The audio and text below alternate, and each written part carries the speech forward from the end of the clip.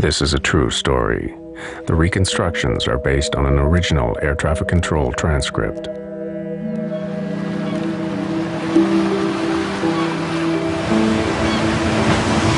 1998, off Canada's east coast, a modern passenger jet, run by one of the world's best airlines, catches fire at 33,000 feet.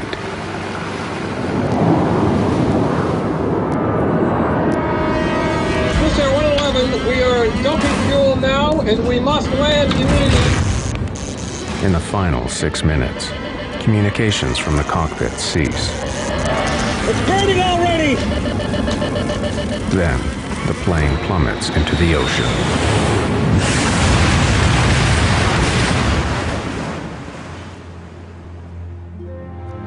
"229 people are dead. What caused the fire is a mystery. Many of the vessels reported to the Canadian Navy vessels standing by on scene that they were finding bodies and making repeated requests for more body bags and get the bodies that were... Now, after one of the largest investigations in aviation history, the complete story behind the loss of Swissair Flight 111 can finally be told.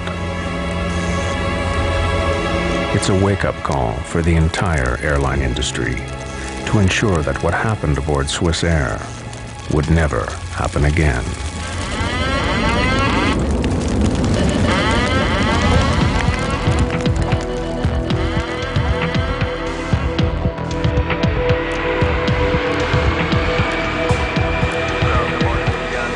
September 2nd, 1998. Swissair Flight 111 prepares to depart New York's JFK International Airport en route to Geneva, Switzerland. The aircraft is a McDonnell Douglas 11, or MD-11, a model first developed in 1986 as a highly automated, modern improvement on the antiquated DC-10.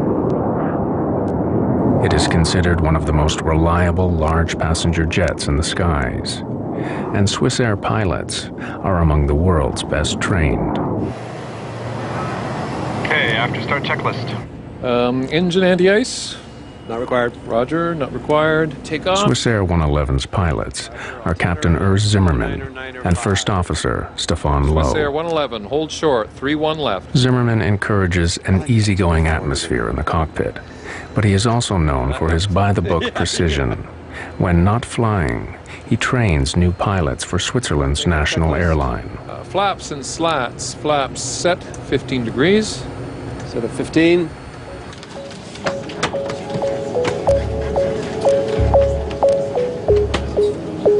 On board are 215 passengers, 12 crew, and the 2 pilots. Most passengers are French, American, or Swiss. Among them is 23-year-old Stephanie Shaw, on her way home to her parents in Geneva. Stephanie was blessed in many ways. She was physically very attractive. She was an intelligent girl. The reason she went to New York was that she had been invited to become a member of the World Economic Forum, which is based in Geneva, and she wanted to have this trip before she joined. She was a darling, an absolute darling.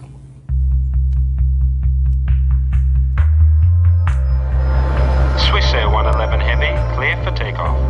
Cleared for takeoff. Roger, Swissair 111. In the spirit of safety, the Swissair pilots push the throttles forward together, ensuring that no single pilot can botch a takeoff. VR.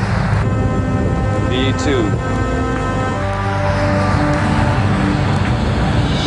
Swissair Flight 111 lifts off the runway and makes her way northeast toward the open Atlantic. For the first 15 minutes after takeoff, there is no communication from Swissair 111. It is an unusual, small detail that would later baffle investigators.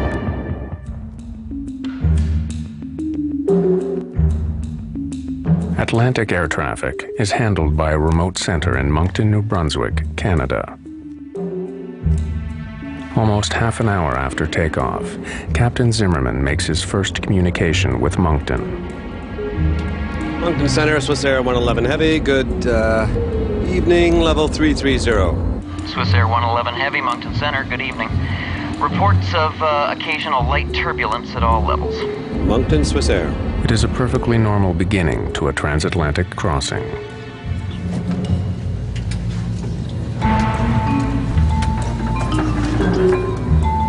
In first class, Swiss Air passengers are among the first in the world to have a personalized in-flight entertainment network. Though now common, the system is an innovation in 1998. Passengers can choose their own movie, browse the internet, and gamble. They evaluated the market and they thought that introducing a modern in-flight entertainment system combined with a gambling system so that passengers actually can use their credit card and gamble during long-range flights would make them more attractive. This luxury would be the source of controversy to come.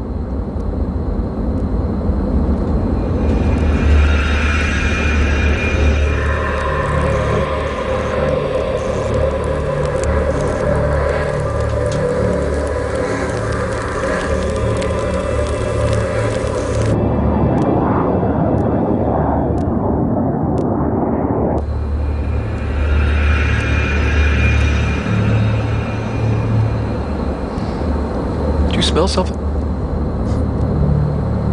Yeah, what is that? Go have a look, I'll take the controls. Roger, you have control.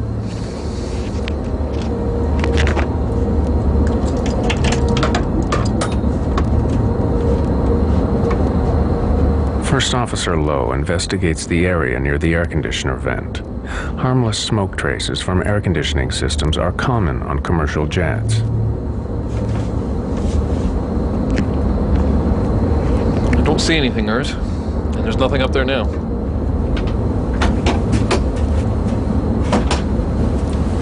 You hail for me, Captain? Stefan and I were sure we smelled smoke a few seconds ago. Can you smell anything? I smell it too, yeah.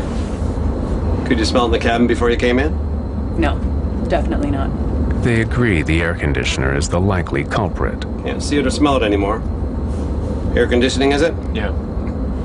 Please close it, thanks.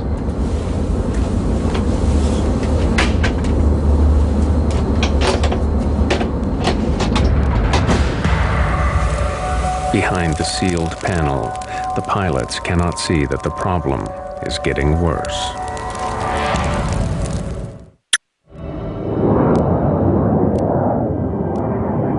Less than 45 seconds after smoke disappeared in the cockpit of Swiss Air 111, it's back.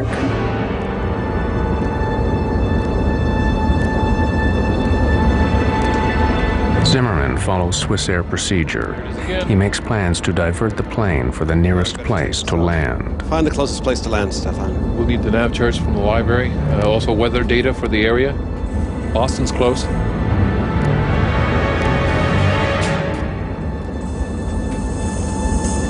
It's not doing well at all up there. Zimmerman radios air traffic control in Moncton, New Brunswick. Moncton Center, Swiss Air 111 Heavy, good evening. United 920 Heavy, Moncton Center. The controller exchanges information with another aircraft before responding to Swiss Air. Other aircraft calling, say again. Swiss Air 111 Heavy is declaring pan, pan, pan. We have smoke in the cockpit. Request immediate return to a convenient place, I guess. Boston. Pan, pan, pan is an international term used to notify air traffic control of an urgent situation, one step below declaring Mayday. You say to Boston you want to go? I guess Boston. We need first the weather there. We are starting right turn here, Swiss Air 111 Heavy. Swiss Air 111, roger, and... Descent to flight level 310. 310. 310, Swiss Air 111 Heavy. This is the first interview with one of the air traffic controllers in Moncton. My name is Bill Pickerel, and on September 2nd, 1998, I was one of two Halifax terminal controllers working the evening shift. The pan in any kind of a special condition is usually dealt with as an emergency, and this in fact was dealt with that way. The aircraft was immediately given priority, and the high-level supervisor initiated a call to the Rescue Coordination Center. Pickrell's colleague determines that Swissair 111 is just 66 nautical miles from Halifax and 300 from Boston. But pilot Zimmerman has chosen an airport he knows. A lot of times when you're having a problem, you would rather be dealing with an issue where you're much more familiar with the airport, because that relieves a little stress on you. This is his initial problem. He's sitting there, he's looking up there, and he's trying to think, well, I've got smoke here. Now, what does it mean? Let's see, where are we? Where's the closest place I can go to that I can talk to a Swissair mechanic? Boston.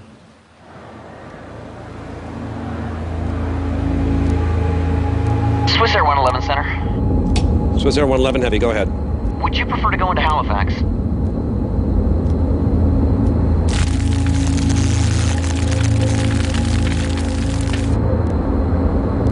First, we better put the mask on. Stand by.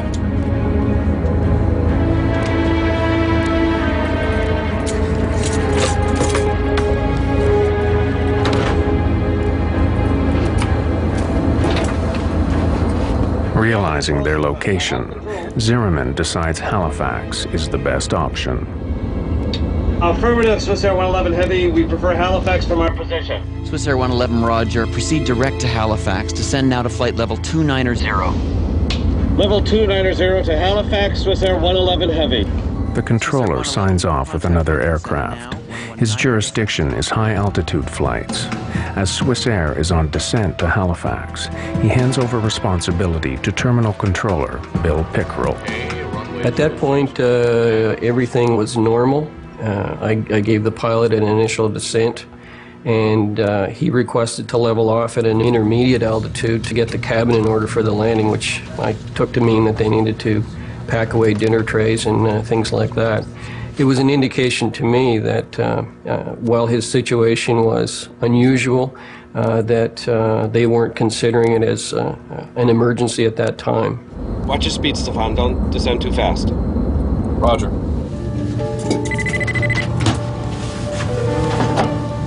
Yes, Captain. We have smoke in the cockpit here. Have the cabin crew prepare for landing. We'll be setting down in Halifax in about 20 minutes. I'm about to start the checklist here. Yes, Captain Zimmerman. Zimmerman has 2 checklists for smoke in the cockpit. To complete both will take 20 minutes. This is Swissair company policy. In the meantime, Lowe continues the descent into Halifax.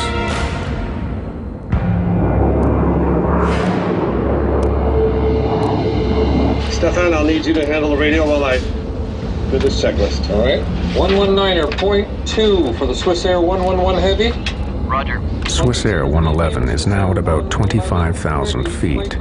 Pickrell advises them to descend to 3,000.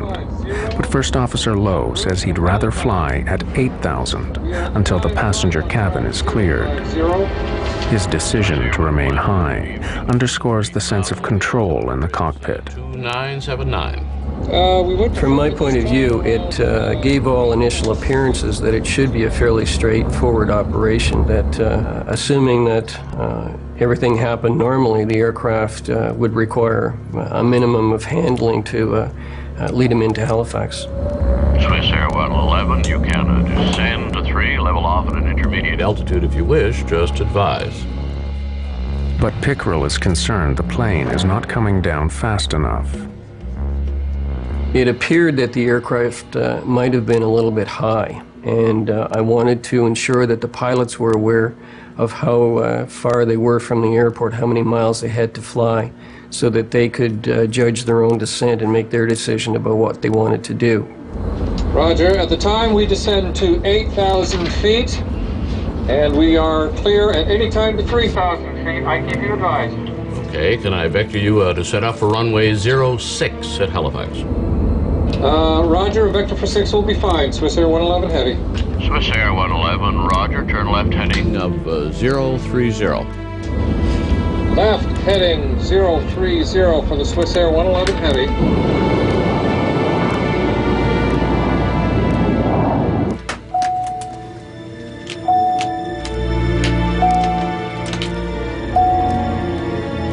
Captain Zimmerman needs information for the unfamiliar airfield, but his flight bag is out of reach. He summons the flight attendant to help. You hailed me, Captain.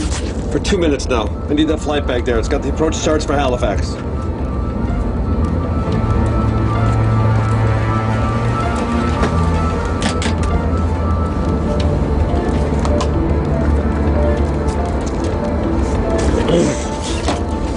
Okay, get back to your crew.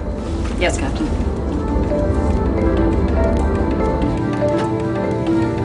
This is your matron at cabin speaking. The chief flight attendant notifies passengers that the flight is being diverted. There is no panic. The plane is flying normally, and there is no sign of smoke in the cabin.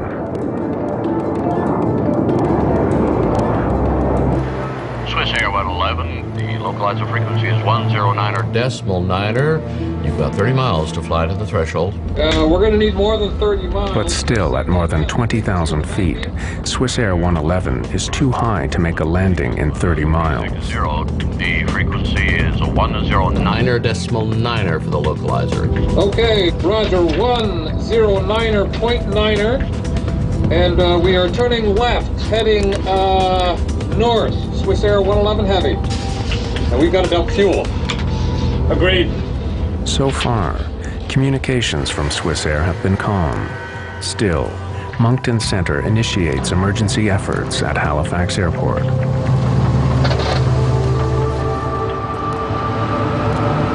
Preparing ground crews for the landing of Swiss Air 111, Pickerel seeks more information. Swiss Air 111, you have time. Could I have your number of souls on board and your fuel on board, please, for emergency services? Roger. At this time, fuel on board is 230 tons. We have to dump some fuel. May we do that in this area during descent? Pickerel is surprised to learn so late that Swiss Air 111 needs to dump fuel. At that point, it became more of a complicated situation. In fact, with every transmission after that, it became more and more complicated. Pickerel considers his options for a safe place that won't take the aircraft too far from Halifax. He decides to direct the aircraft over St. Margaret's Bay, about 30 miles from the airport. Dumping fuel is standard procedure. A fully fueled jumbo jet is too heavy and could break up on landing. Are you able to take a turn back? But co-pilot Lowe wonders if, given their situation, they might forego the regulations. They want us to turn to the south. Should we just forget about dumping and just land? No, dump it.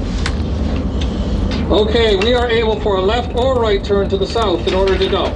I initiated the vector back toward St. Margaret's Bay to start him in that direction.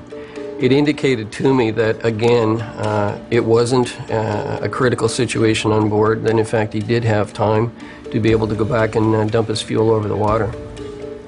Swiss Air 111, Roger. Turn left heading of 200 degrees and advise me when you're ready to dump. It will be about 10 miles before you're off the coast. You will still be within about 25 miles of the airport. Roger, we are turning left, 200. In that case, we are going to descend to only 10,000 feet in order to dump the fuel. Roger, maintain 10,000. I'll advise you when you're over the water. It will be very shortly. Roger. Are you in the emergency checklist for air conditioning smoke? Yes. Swiss Air 111, say again, please. Sorry, that was not for you. Swiss Air 111 was asking internally. Okay. Airspeed is decreasing below 306. Level off speed here? Just fly the plane as usually, Stefan. Swiss Air 111, continue left heading 180. You'll be off the coast in about 15 miles. Left heading 180, Roger. Swiss Air 111 and maintaining at 10,000 feet. Roger. Cabin bus off. Cabin bus off, Roger. The cabin bus switch knocks out all the lighting in a cabin. It is an indication for the passengers that something is wrong, but hardly alarming. Ladies and gentlemen, we have temporarily lost the lights in the cabin. Please remain calm. The crew will be coming around with flashlights to assist in landing. Despite a cockpit filled with smoke, there is still no trace in the passenger cabin.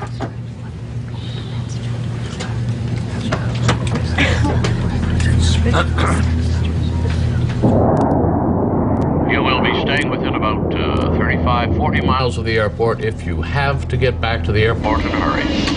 Okay, that's fine with us. Please tell us when we can start to dump the fuel.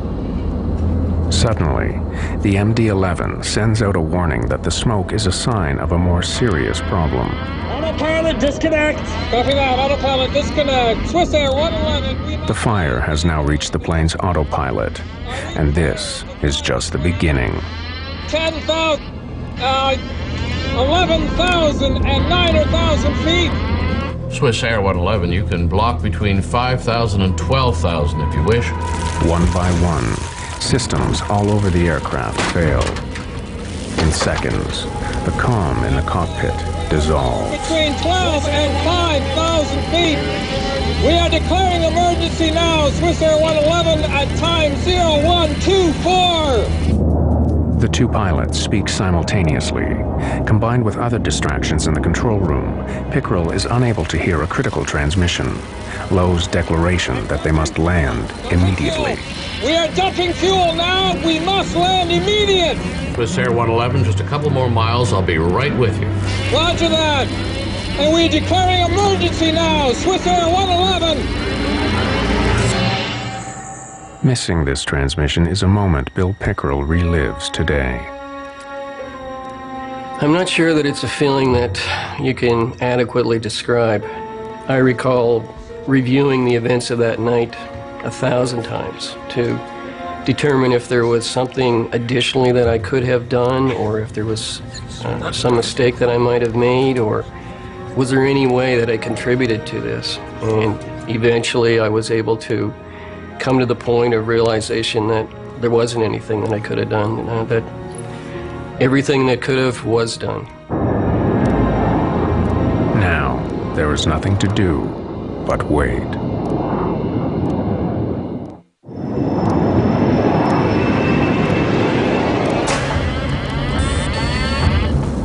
I'm just flying and nothing else. 30 seconds after declaring emergency, the pilots of Swiss Air 111 face an inferno.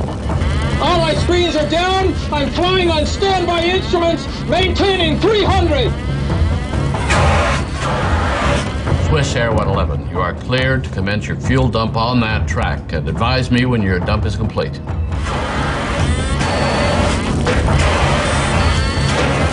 Swiss Air 111, check. You are cleared to start the fuel dump.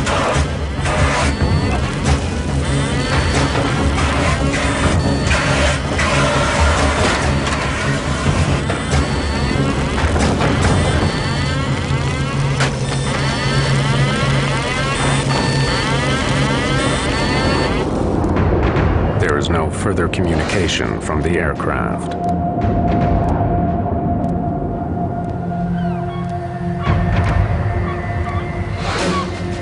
Six minutes later, residents of Peggy's Cove hear a deafening explosion.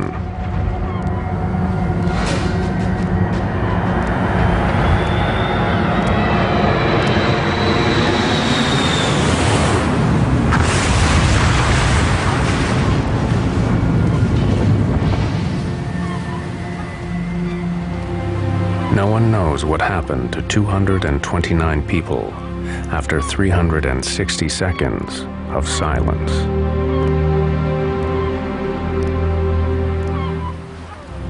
It was probably one of the most helpless feelings that any individual can have, not being able to do anything but just sit and watch the target and hope that it would turn back toward the airport. And of course it didn't.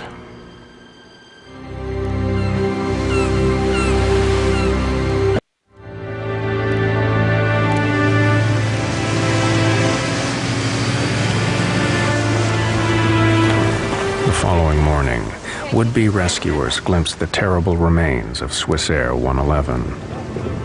Only one human body is discovered intact.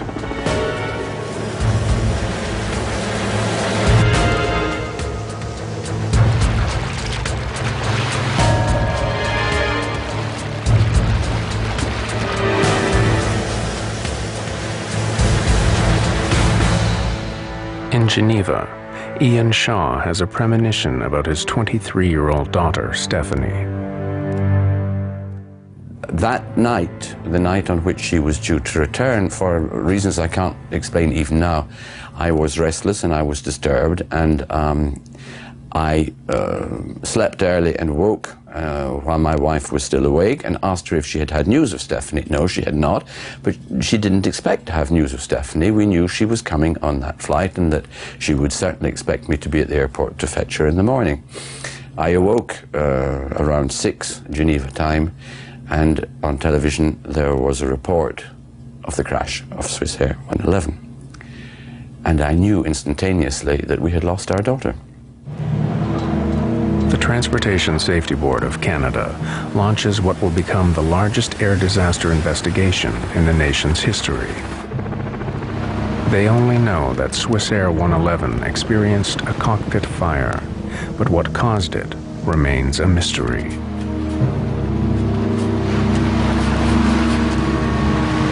Well, this accident was a challenging one to investigate, in that initially, of course, we had to recover the aircraft from about 55 meters of water, around 185 feet.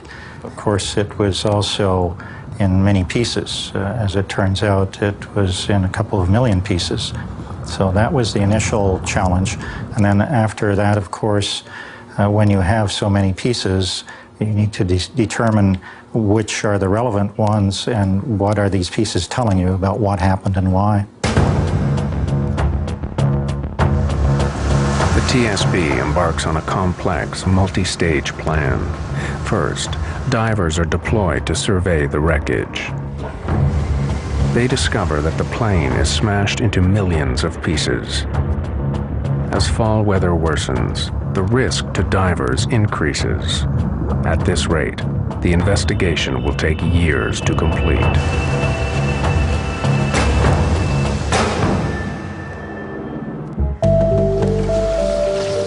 Stage 2. With help from the United States Navy, remote-operated vehicles begin a more detailed search. The ROVs help investigators survey the site. But the question remains, how to recover tiny pieces of twisted metal from the bottom of the sea.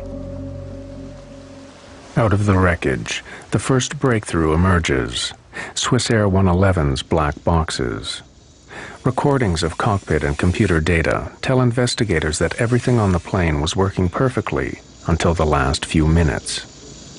When the crew declared the pan, that they had smoke in the cockpit, after going through all of these parameters, we found no anomalies or no problems in any of that flight data that suggested there was a problem with the aircraft. So this led us to believe that the crew had a relatively operational aircraft. Aside from the smoke in the cockpit that they noted, everything else appeared to be working fine. And as they were making their plan to descend the aircraft, they experienced a series of systems failures that were in rapid succession and exponential. Copy that. Autopilot disconnect. Swissair 111, we must fly manually now. Pool CVR team then faces a serious setback. The last 6 minutes on both flight recorders are missing.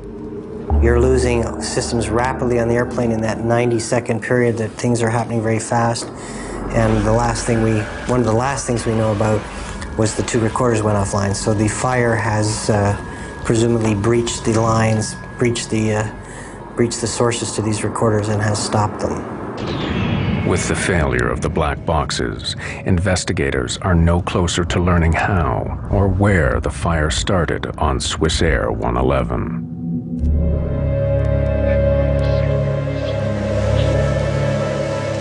Stage 3. Barges are deployed to scour the seabed for evidence.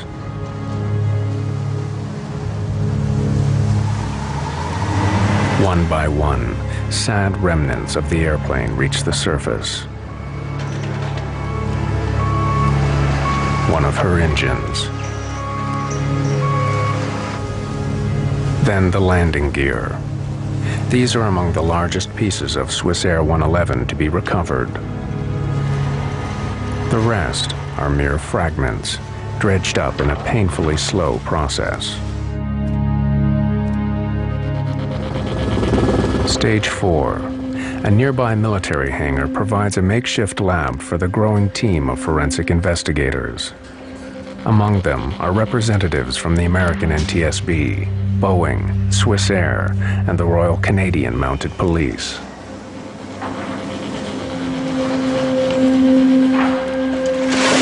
Pieces of Swissair 111 arrive by the truckload. They are organized into various categories for analysis. Soon the hangar is stacked to capacity with the biggest jigsaw puzzle in the TSB's history. How did a seemingly small cockpit fire suddenly turn to catastrophe?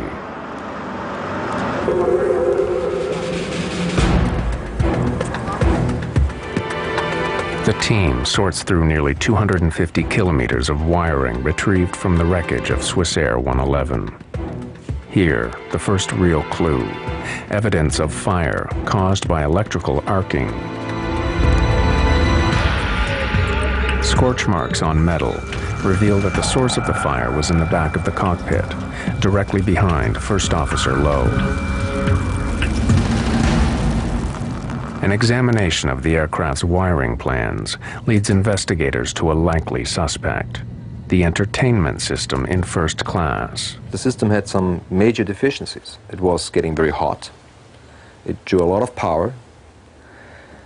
And thereby, for example, raising the cabin temperature considerably, because it was always running. They did not install a simple off switch, nor did they install appropriate cooling systems to cool the system down. The TSB's investigators finally think they have the breakthrough they've been seeking. When Captain Zimmerman threw the cabin bus switch, all power to the cabin should have been turned off, but the entertainment system remained on, overheating.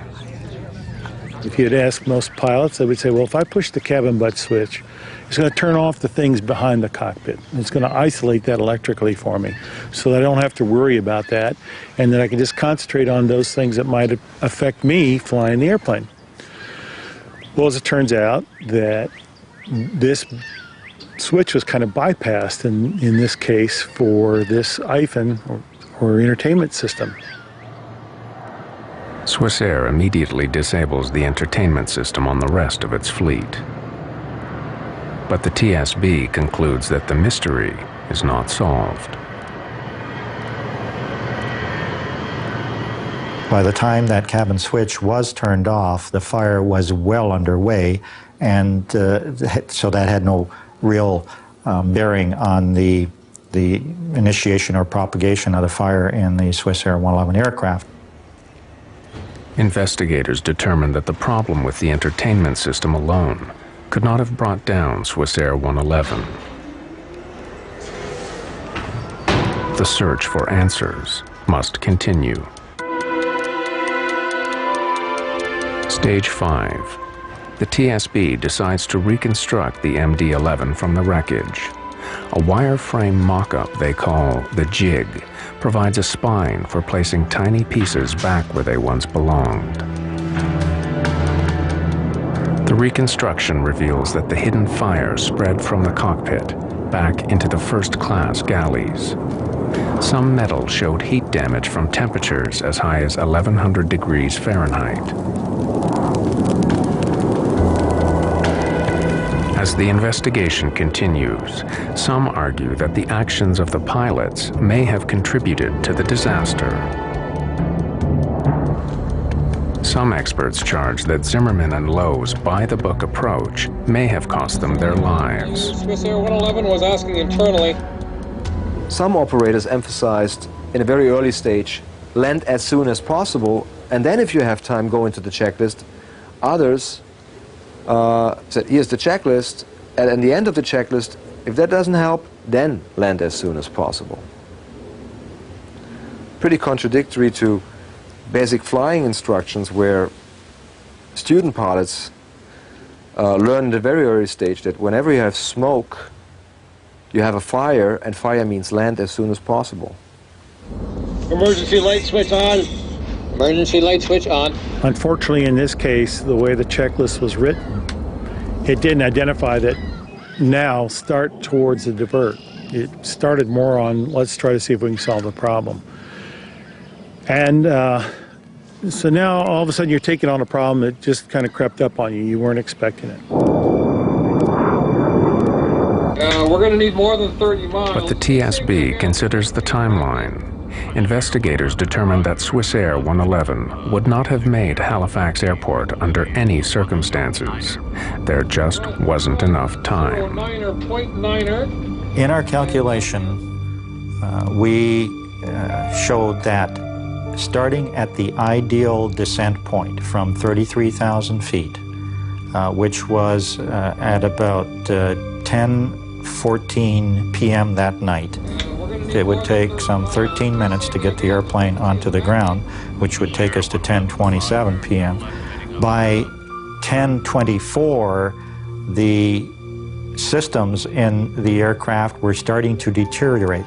So we believe that under these circumstances, the crew would not have been able to successfully land the airplane under those conditions with the amount of time that they had. Whatever caused the fire on Swissair, it happened at a lethal speed. The mystery lingers.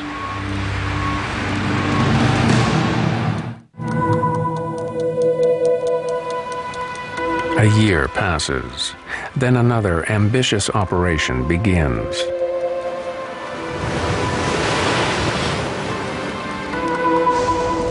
The TSB hires a sophisticated Dutch salvage ship, Queen of the Netherlands.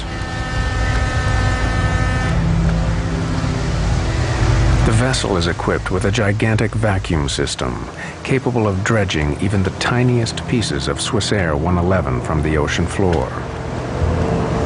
A mixture of seawater, silt, and aircraft are pumped into the ship's central hold. This cargo is then pumped into a specially constructed reservoir on shore nearby. When the gushing water drains away, investigators find another million pieces of the aircraft. Any one of them may hold the clue to what caused the catastrophic fire. The tedious sorting once again resumes and goes on for weeks.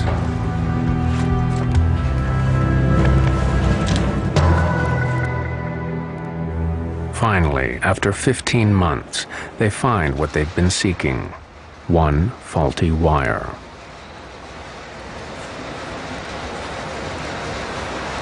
We looked at all of the possible sources of heat that might start a fire in that area. And in this instance, we did discover a wire that arced in that way. And right next to it was some very flammable material called metallized polyethylene terephthalate covering material that covers the insulation blankets. The insulation blankets which line the MD-11 are common on commercial airlines worldwide. They have passed the industry's flammability tests, which require materials to self-extinguish after a reasonable period of time. The investigation takes an abrupt turn. Instead of seeking the cause of the fire, the TSB now focuses on the flammable materials that fueled it.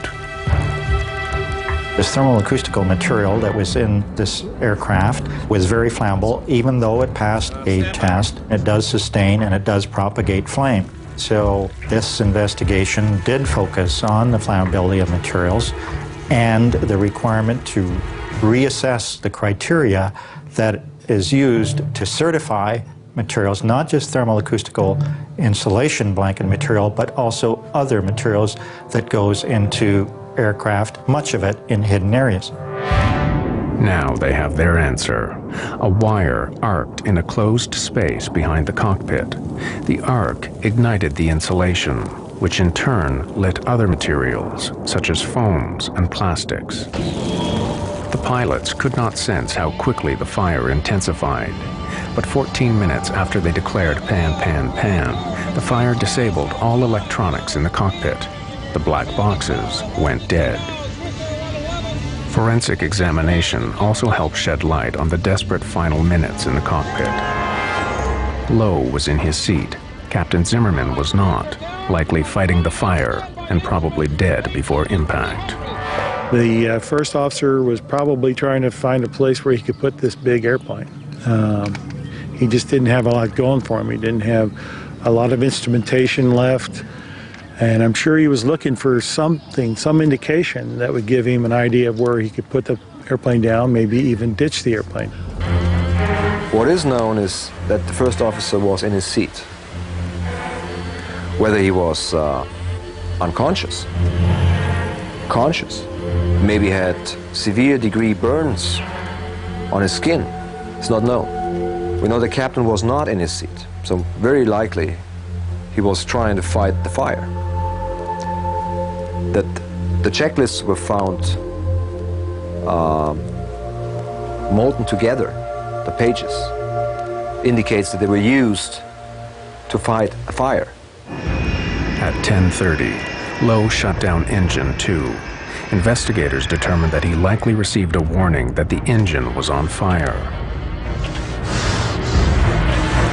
Chillingly, it proved that Lowe was alive a minute before impact.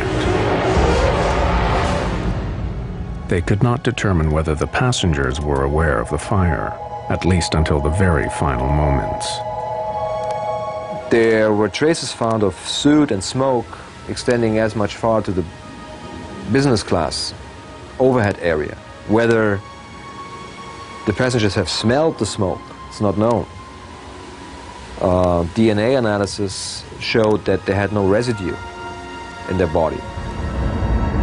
The aircraft hits the water with a force of 350 Gs.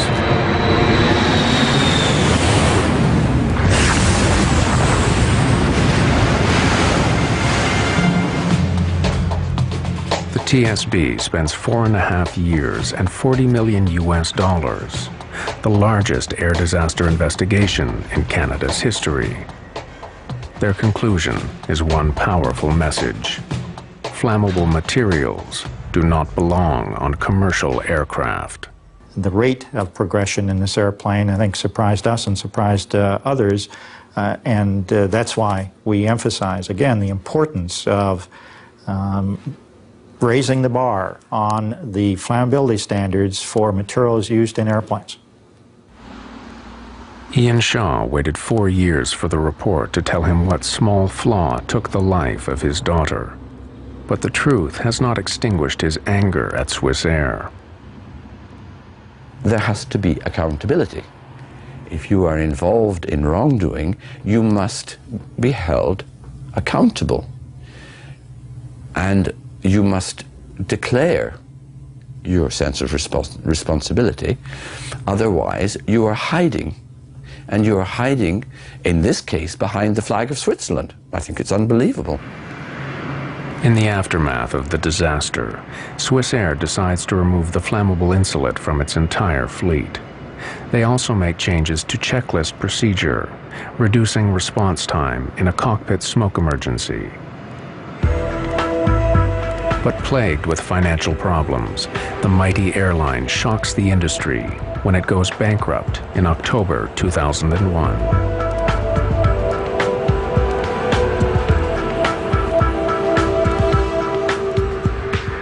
The flammable insulation that sets Swissair ablaze remains in 2/3 of commercial airlines today, but not for very much longer. The metallized polyethylene terephthalate material has been essentially banned from aircraft, and the criteria to certify that kind of material for use in airplanes has been worked on. It has not been put into law as yet, but we look forward to that being done, so the criteria is more stringent. The U.S. Federal Aviation Administration has given a deadline of 2005 to remove the material from all commercial aircraft. This major overhaul aims to ensure the Swissair tragedy will not be repeated.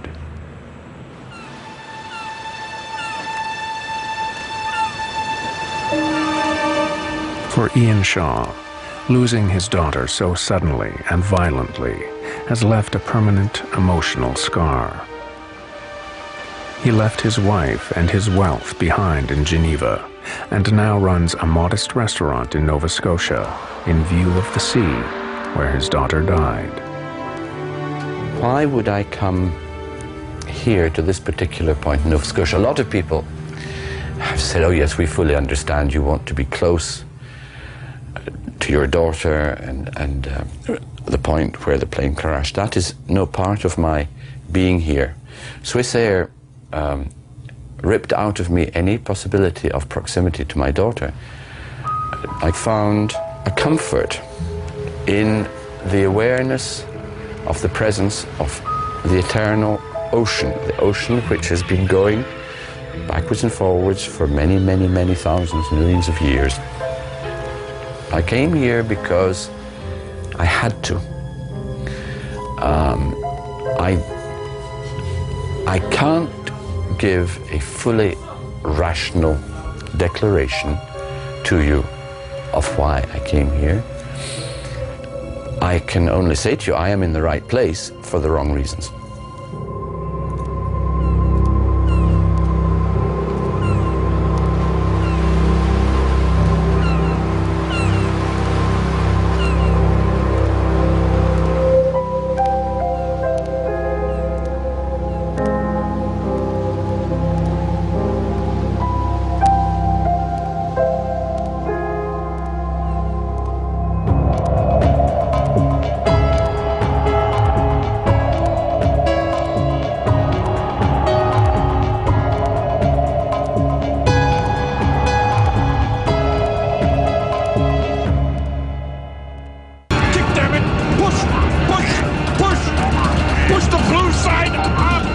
They tried to fly the airplane even upside down. They never for a moment believed that they could not find a way to control this airplane. I'm pushing. Okay, let's kick rudder.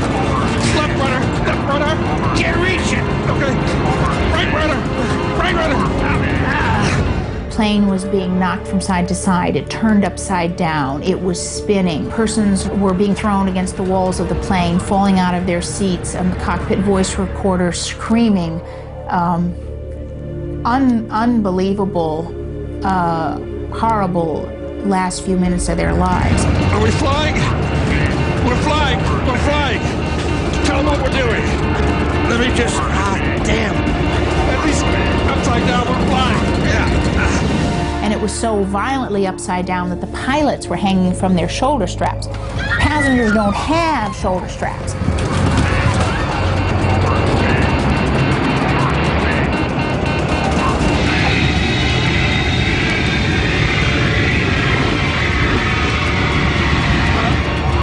Here we go.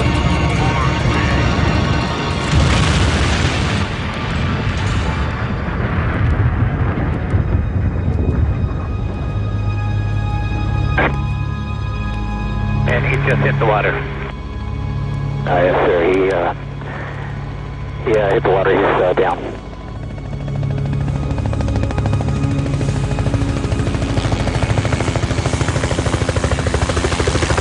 After a terrifying 60-second dive, Flight 261 hit the Pacific Ocean at close to 250 miles an hour.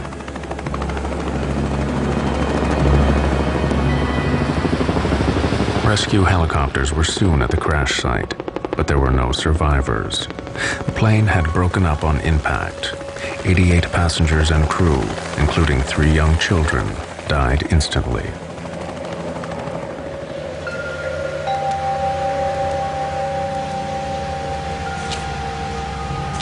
Fred Miller lost his daughter Abby and her husband Ryan. These people suffered on the way down. This was not a pretty way to die. One witness said it spun at times, almost like a top. And he said, to think people, somebody who has a life to live is in there, dying. He says it's one of the most horrifying memories I'll ever have.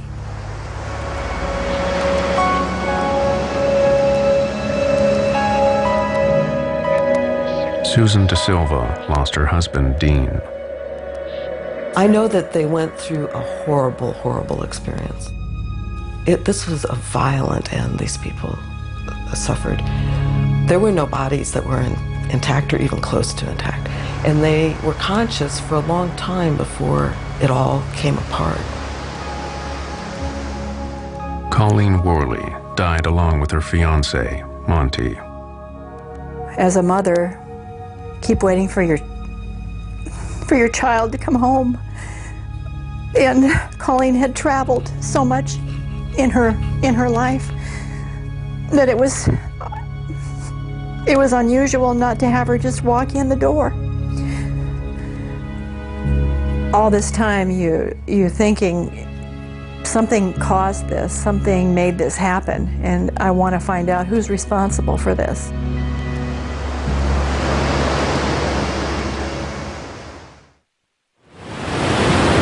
The investigation into Alaska Airlines Flight 261 began to swing into gear, but the wreckage lay 700 feet down.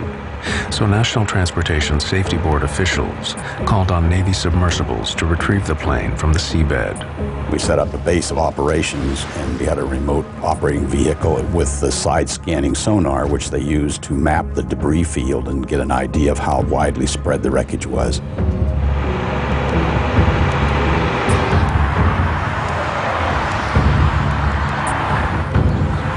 At the National Transportation Safety Board headquarters in Washington, the investigators' immediate concern was to find out what had brought the plane down. The first clues came from the cockpit voice recordings. LA, Alaska 261, we're with you. We're at 22.5. We have a jam stabilizer, and we're maintaining altitude with difficulty.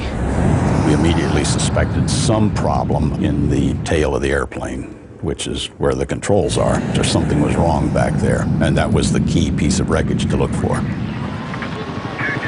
The MD-83 that crashed was a revised version of the Douglas Corporation's DC-9, which was an extremely popular plane. Over 2,000 were delivered to airlines worldwide. The engines were at the rear of the plane, and the distinctive T-shaped tail was an essential element of the design. In a big turbojet aircraft, one of the rather brilliant elements of the design is that since you're going to be loading passengers and cargo, you want to be able to have that aircraft loaded a little nose heavy or a little tail heavy. Well, in order to do that, you actually had to have that entire stabilizer moving. But the ones that are the most difficult to engineer are the T-tailed airplanes, where you have the vertical stabilizer and the horizontal sitting on top. And we call that stabilizer trim. And that is an essential element of what makes these aircraft so usable. In the MD-83, a motorized jack screw in the tail moves the horizontal stabilizer up and down. As the stabilizer moves up, the nose of the airplane moves down. As the stabilizer moves down, the nose of the airplane moves up. But what role had the over 70 centimeters long jack screw played in the loss of Flight 261? The investigators were anxious to inspect it as soon as it was recovered from the seabed. The jack screw wasn't mated with the nut that it screws into. It was just by itself. And the nut was found in another piece of structure a few feet away from where the jack screw was. To have a screw separate itself from a nut with very thick threads surprised us. Secondly, we noticed that there was a curled piece of brass around the jack screw. And all of the threads that you can see here, these ridges, were gone. They had been stripped out. And the remnants of those were found coiled on the jack screw. Once the thread had been stripped off the nut, the jack screw could no longer turn. The pilots could not have known the real nature of the problem.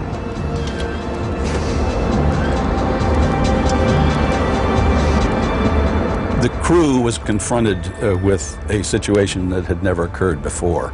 There is no failed jack screw procedure in the quick reference handbooks that they have available. There is no training for it.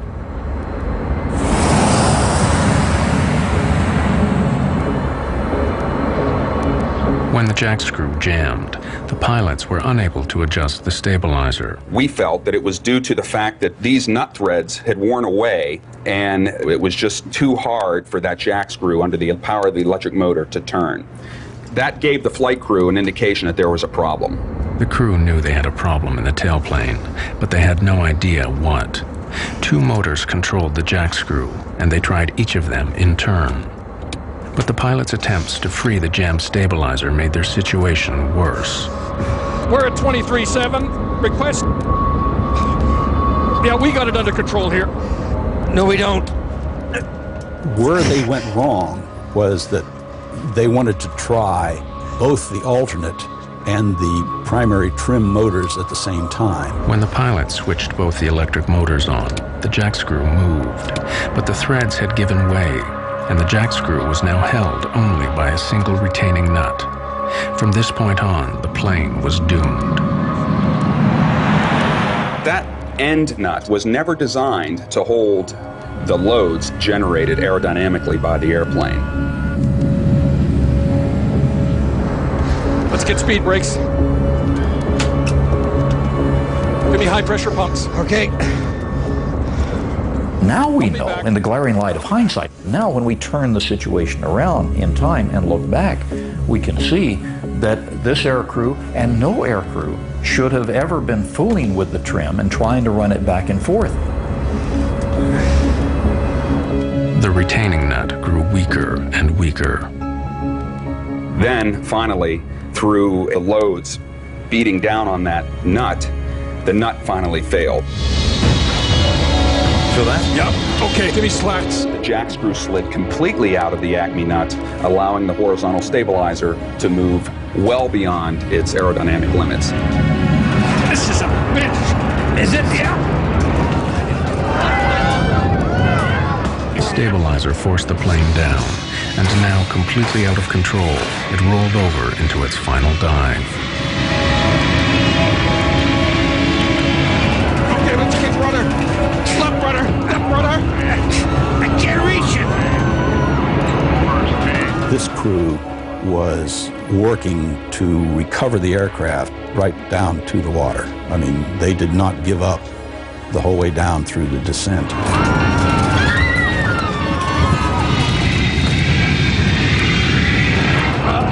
Here we go.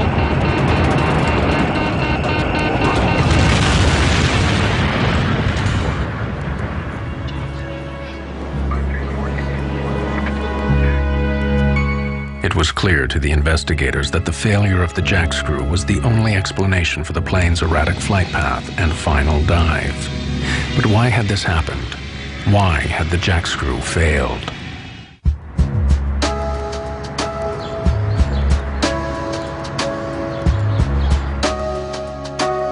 The investigators began looking deeper and deeper into the condition of the faulty jack screw on Alaska Airlines Flight 261.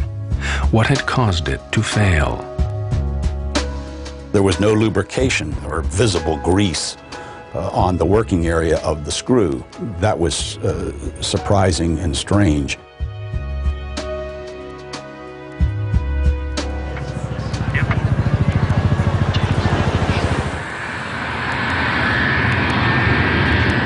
The discovery of no grease on the jack screw alarmed the investigators. They alerted the Federal Aviation Administration, who ordered an immediate check on all MD-80s in the USA. They made a shocking discovery. At Alaska Airlines, in 6 of its fleet of 34 planes, the jack screw assembly needed to be replaced after failing new inspections.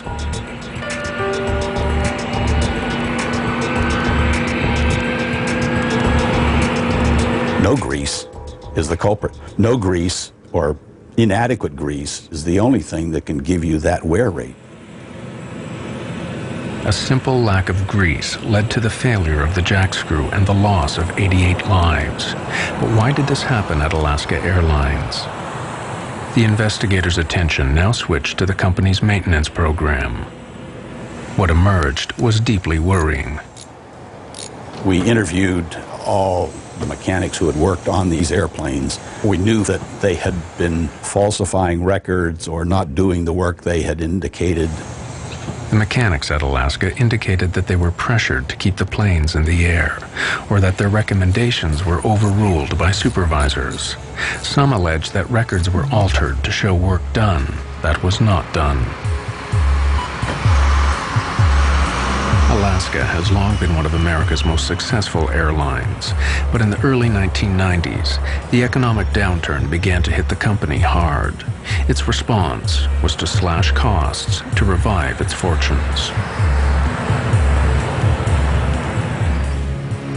Alaska Airlines began flying the planes more intensively. It sharply increased the average daily use of its fleet. Keeping the planes in the air earning money put maintenance schedules under pressure.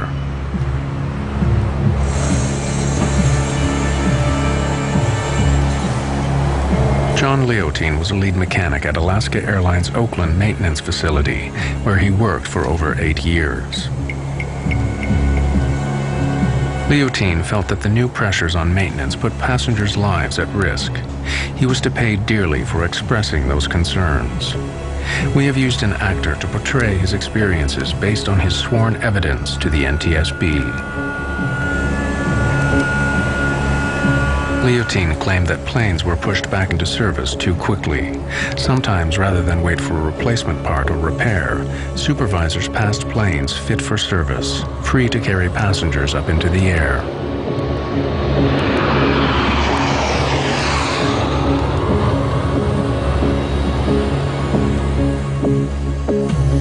In October 1998, over 15 months before the crash, John Leotine became so worried that he did something that would change his life forever. He reported Alaska Airlines to the U.S. Federal Aviation Administration, alleging violations in maintenance procedures. There were very few voices at Alaska who had concerns about the maintenance. There should have been more, and there should have been people listening. John Leotine is a hero in my book. In December 1999, over a year before the crash, the FAA and Department of Transportation officials moved on Alaska Airlines.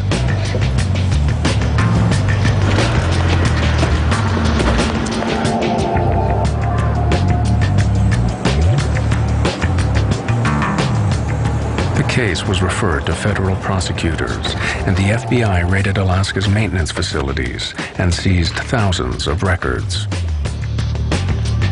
The raid was the opening shot in a federal grand jury investigation which would last 3 years. No criminal charges were brought against the company.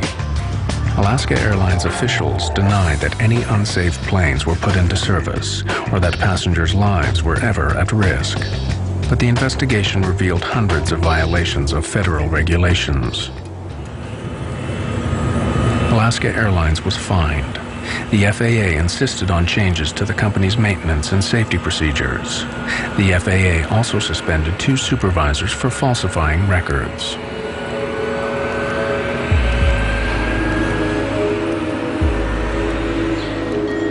Like other whistleblowers, John Leotine would pay heavily for his efforts to save lives. Alaska Airlines put him on paid leave from his job, costing him thousands of dollars in regular overtime earnings.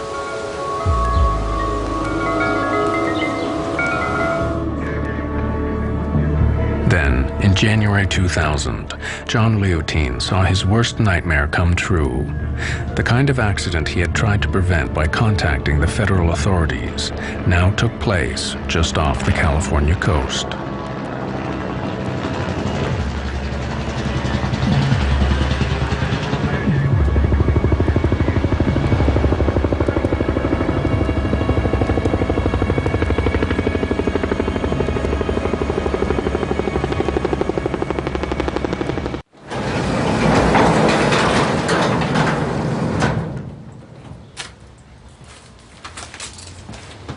After the crash of Flight 261, mechanic John Leotine went back to his own work records. Incredibly, he found that he had a direct link to the crashed airliner. Over 2 years before, at the plane's last overhaul, he had ordered the jack screw on this particular aircraft be replaced.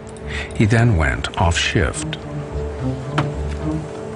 When investigators examined the record, they found that Leotine's recommendation had been overruled by the next shift and the plane put back into service. It would be 2.5 years before the next overhaul. But time ran out. 2 months before the overhaul was due, Flight 261 crashed.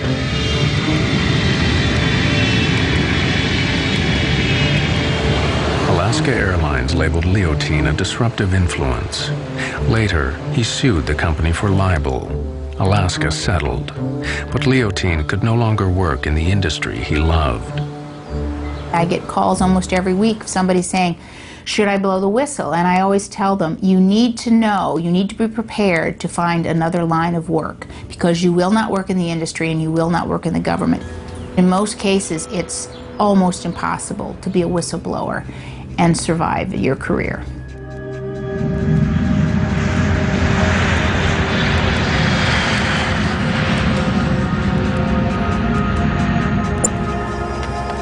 As the investigators continued their work into Flight 261, they made another disturbing discovery about the drive to cut costs at Alaska Airlines. To keep planes flying more intensively, Alaska had dramatically extended the intervals between service. This was significant because when a plane is designed, every part has a schedule listing when it is serviced and when it must be replaced. You're supposed to go in and inspect every so many hours, and that's different on parts all over the planes. Some things you have to look at after every flight. Other things have to be inspected every 2 or 3 days. By 1996, Alaska Airlines extended the intervals between MD-80 jackscrew lubrications by 400%. Now, there was over 2,500 hours between each service. The extended service intervals were to prove fatal for Flight 261. If you had 600 hours between inspection points and greasing points, we have no chance of ever having a metal-to-metal contact situation. But if you put that out to 2,000 hours or 2,500 hours, now what you do is eat into some of these protective stages, these barriers that we have towards catastrophic failure. In its final report into the crash of Flight 261, the NTSB concluded that Alaska Airlines' extended service intervals for the jackscrews on its MD-80s was a significant contributor to the crash. With carriers doing anything to save a dime, maintenance, safety, took a back seat. And that one of the shocking things about Alaska is that they were allowed to increase inspection intervals. And it was very shocking because that is the only way we have safety. The extended maintenance intervals meant that the lack of grease on the jackscrew was not discovered before the crash. But now investigators wondered if the failure of the jackscrew assembly revealed a basic flaw in the plane's design. They discovered that the MD-80 broke one of the fundamental rules of aircraft design. It was not fail-safe. The design philosophy that has made aviation so safe is that we should never ever have a situation in which one catastrophic failure of some component of the airplane causes us to lose the airplane. There was no backup to the jackscrew and its nut. Engineers never envisioned a situation on the MD-80 where the jackscrew might fail. With inspections every 600 flight hours and replacement every 2,000 hours, the designers did not add an additional redundant backup system. It was utterly laughable that they said it was a redundant system. There's one screw and there's one nut. That's all there is. It's not redundant. The MD-80 continues to fly worldwide, despite the revelation of this potentially dangerous design flaw. The jackscrew assembly has not been redesigned. Inspection intervals have been shortened, but airlines still rely on proper maintenance to prevent the same accident happening again. In its final report, the National Transportation Safety Board concluded that the crash of Flight 261 was due to the lack of adequate greasing and the stretched service intervals. When coupled with the design of the jackscrew, these failures led to a completely avoidable accident and the loss of 88 lives.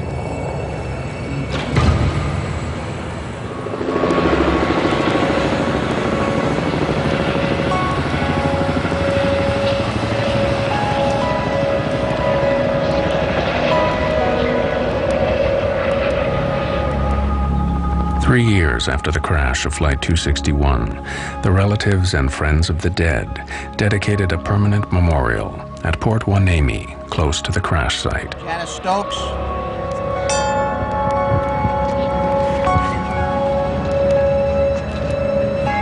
I think the best thing and the only thing in our infinite inadequacy of making up for the loss from this life is to say something that we've been able to say on a lot of other accidents to other grieving families, and that is, those deaths will not be in vain. We will not let them be in vain. Every one of those lives will be made to count in terms of making sure that 3, 4, 5, or 10 other people do not die. Miss Carol Carlson. Colleen was different. She was adventurous, and there's nobody like that in our family. And I don't know what we can do except to remember Colleen and to live our lives now a little bit better for her. You know, when I was growing up, we didn't wear seatbelts. There weren't even seatbelts in cars. And now we know that we need to wear our seatbelts. We didn't know that much about smoking cigarettes, and now we know that we can't smoke cigarettes. Well, there's a lot to learn about airline safety, too. Ryan Bushy. None of us are the same anymore. It's like walking into a giant storm. Wave after wave forming up, coming in, because it never stops. Grief over the loss of a child is not something I wish on anybody. This plane went down because of neglect. It seems like such an unholy type of loss. What a hard way to die. So an airline can, make more money.